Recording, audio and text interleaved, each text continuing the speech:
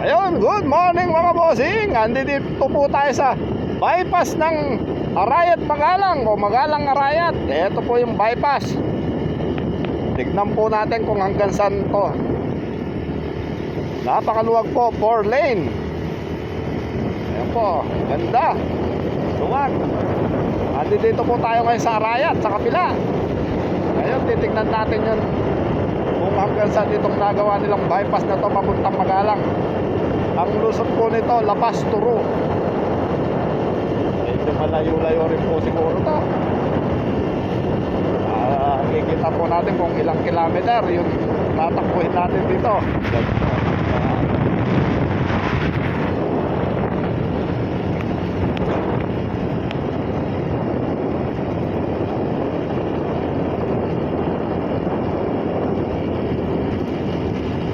Nagawa po to yung mga pumapasyal ng Condadong Dam, napakabilis na po. Ayun lang po yung Condadong Dam.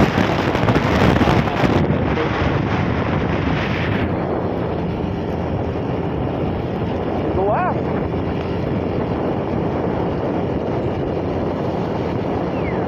Ang luwag na daan, makaabutin pa tayo ng ulan.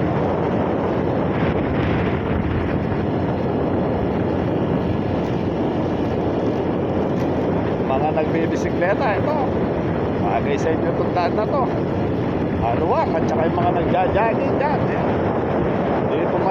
Dito masusubok ang tibay ng tuhod nyo, tatag ng tuhod nyo pag tinakbo nyo ito.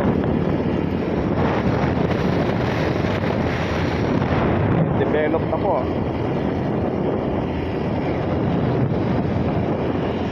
Natin na, 44 ang takbo natin, 44 per kilometer.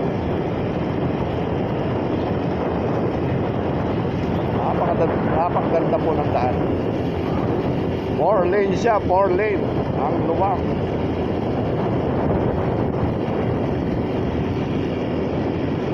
Alas 11 na po.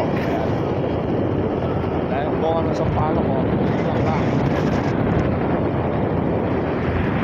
Magandang manukan, farm ng mga manok.